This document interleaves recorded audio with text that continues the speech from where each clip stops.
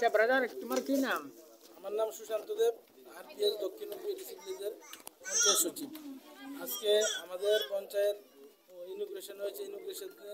ইনোগ্রেশনে এসে আমাদের এখানে উপস্থিত হয়েছেন আমাদের অতিথি, আমাদের MLA Pathanlal Jamatia sir, BSC chairman Sindhuchandra Jamatia sir এবং nominated MDC Shibsong Liang Kaipeng sir, এবং আমাদের মাঝে উপস্থিত ছিলেন আমাদের বিডিও স্যার এবং এডিশনাল বিডিও এবং আইএস এবং অত্র এলাকার সমাজসেবী ছিলেন। আজকে ওদের মাধ্যমে আমাদের নতুন পঞ্চায়েত অফিস উদ্বোধন হয়েছে। আমি অনেক অনেক ধন্যবাদ দেব ওনাকে। আজকে থেকে আমাদের এই নতুন পঞ্চায়েত অফিসে তো সব রকম, আগে তো পঞ্চায়েত আমাদের এই দক্ষিণপুর পঞ্চায়েতটা বাজারে ছিল, তার কারণে মানুষ যেতে খুব অসুবিধা হতো, কিন্তু এখন তো পঞ্চায়েত গড়েই বললে চলে। আমরা আরও বেশি বেটার ফেসিলিটি দিতে চেষ্টা করব পাবলিককে।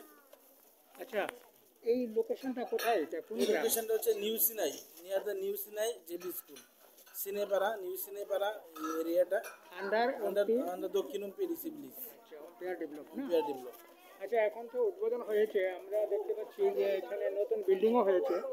তাহলে অনওয়ার্ড নাও, এখন থেকে এলাকাবাসীদের জন্য কিরকম সুযোগ সুবিধা হবে?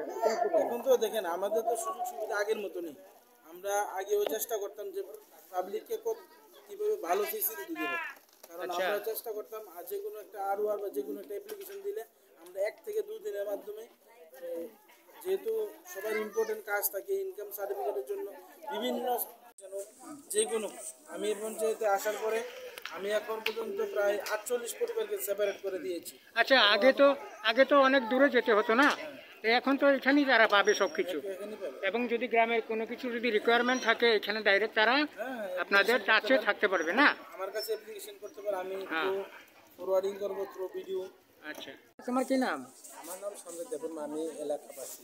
আচ্ছা, আজকে যে উদ্বোধন হলো পঞ্চায়েত, এখন তোমাদের জন্য কতটুকু সুযোগ সুবিধা তোমরা একটু আগের থেকে সহজে পাবে, বা তোমাদের কি সুবিধা হবে?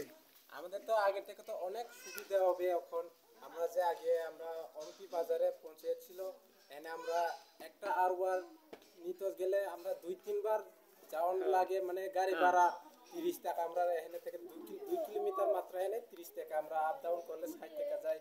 তবু যেদিনে যাই এদিনে পাইবো না, পাইতো না, এদের ঠিক নাই। তখন তো আমরা পাশে আইসে মানে সকাল থেকে